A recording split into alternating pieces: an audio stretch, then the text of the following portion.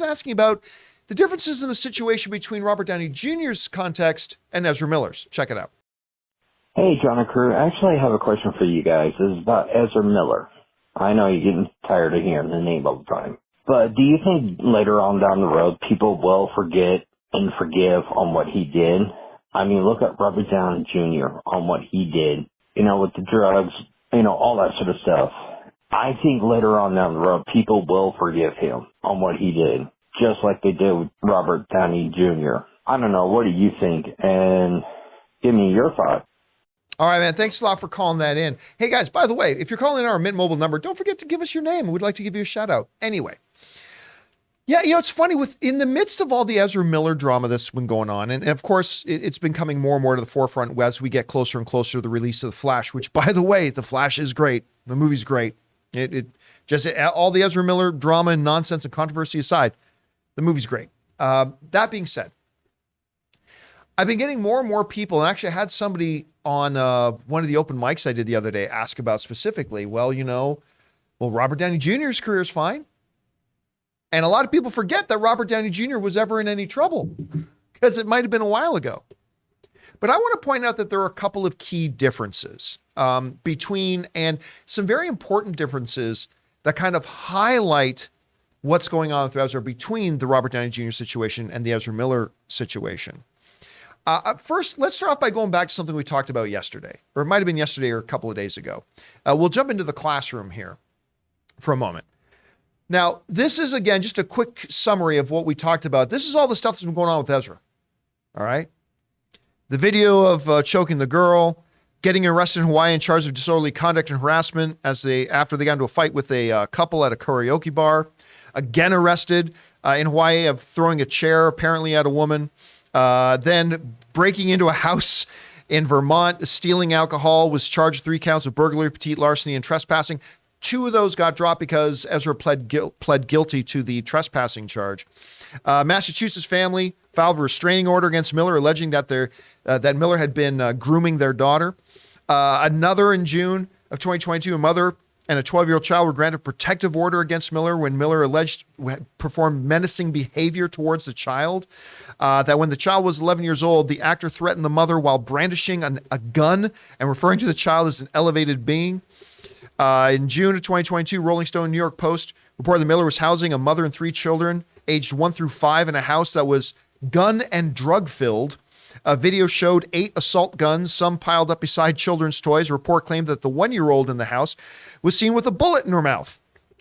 Children were playing in weed, smoke-filled rooms with no ventilation, and then the song and the dance continued, right? So that was the stuff with Ezra Miller and the current situation with Ezra Miller. Now, if we go over and look at the Robert Downey Jr. situation, there are some similarities, but there are also some key differences.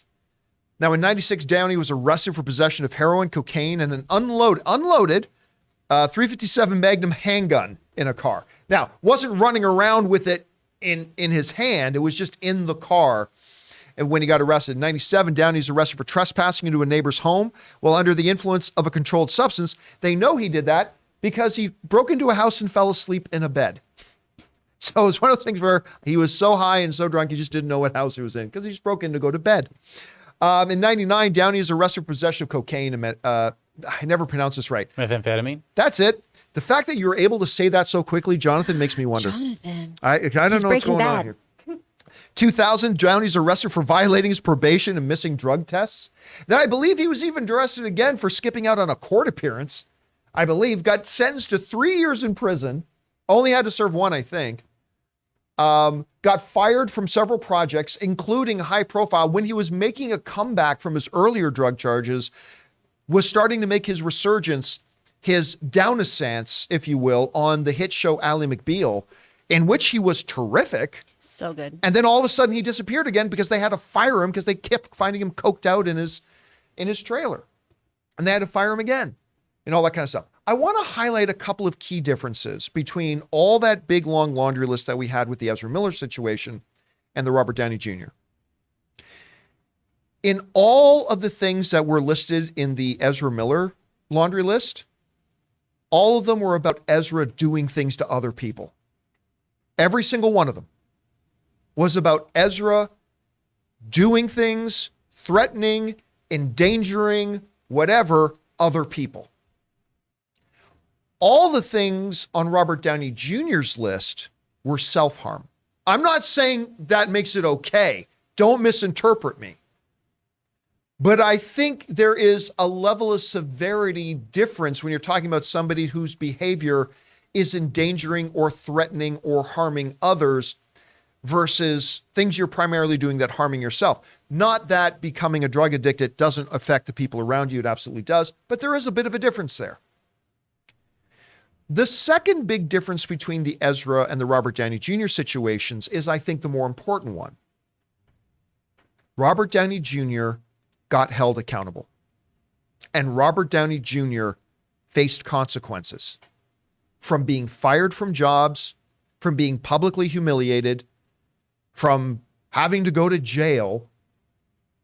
Things that Robert Downey Jr. says saved his life and opened a door that he could make one of the best storied, celebrated comebacks of a career ever. And after 2003, when he, when all the crap hit the fan, everything, he said, I am never touching a drug again. He has kept himself clean and sober and has reached heights of success that he never even would have dreamed of before all the problems. And listen, I've been very consistent on our show saying, I hope the same can happen for an Ezra Miller. I hope Ezra Miller can have some kind of redemptive arc after, and only after, facing accountability and consequences, the likes of which Robert Downey Jr. also had, and proportional consequences, because again, Robert Downey Jr. was self-harm mostly, whereas Ezra Miller's stuff was affected up more people and affected other people. But because Robert Downey Jr.'s stuff was self-harm, and because Robert Downey Jr. faced several consequences, high-profile consequences, career-threatening consequences, all that kind of stuff that ultimately saved his life, I think that is the biggest thing. So listen, if accountability and consequences are brought to bear on Ezra Miller, I believe our caller is correct. I believe years from now, not 10 or 20 years from now, but I'd be 3, 4, 5 years from now, I believe we could see another kind of Robert Downey Jr. story with Ezra Miller. Possibly, potentially. But I don't think any of it exists without the accountability and the consequences. I just don't believe it exists. So that's why I believe there are fundamental differences between the Robert Downey Jr. situation and the Ezra Miller situation. Anyway, Chris, we've been hearing a lot of calls for the comparisons between the two. When you think about the different situations, how do you look at them? Oh, man, I was hanging out with people yesterday and we were talking about this, and it was just if I never have to talk about Ezra Miller again, oh, yeah. I'll be so happy. So for me, we've talked about this. We talked about this week. It is a very apples to orange situation because it is harming yourself versus harming others. I keep thinking about the John Mulaney special that's out right now. How funny is that special? Yeah. Well, and also, pretty poignant and dark too. There's those moments of every time I'm alone, I think I'm with the person who tried to kill me. Right. Because that's what drug addiction does. And I always do. And again, this is because of my family's history. I always do have an issue with the equation of if you suffer from mental illness, if you suffer from, addiction issues, you are a violent person by nature. That's not an absolute coherent statement, right? Sometimes those things can go together. Oftentimes they don't. Usually you're just harming yourself, which does end up harming those around you who love you because they care about you, right? It's one of the beautiful things about being able to go to Al-Anon meetings is being able to connect with other people who've been affected by, drug and alcohol abuse. But this situation, what makes it this might not be forgettable, or it might not be something where we allow redemption to win the day, is if these allegations about grooming a young person who is now 18, but at the time of their interactions was not. Grooming a child is something you do not forget if that is true. And all these violent acts too. That's something that you don't forget about, and somebody does need to have their day in court about. That's the stuff that I don't think is completely comparative here, is we have a laundry list of violent crimes. And that's something that still just doesn't sit right with me. Whereas Robert Downey Jr., while trespassing is an absolute horrible thing to do. And as Am I waking up in the morning Yeah. and finding a stranger sleeping in your house? exactly, and Yeah. how we can kind of laugh off, oh my gosh, I can't believe he fell asleep in someone else's bed. That'd be terrifying to come home and see somebody else in your home. That's so scary and can feel so violating.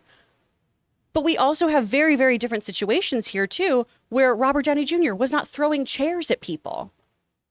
That's what I really have an issue with here, is just the violence that has been noted time and time again. That's what makes this something that I don't think should be swept under the rug. All right, guys. Question is for you. What do you think about all this as we get closer and closer to the release of Flash? The discussion, the debate, I'm sure will continue. Do you see similarities or massive differences between the scenarios that we had with Robert Downey Jr.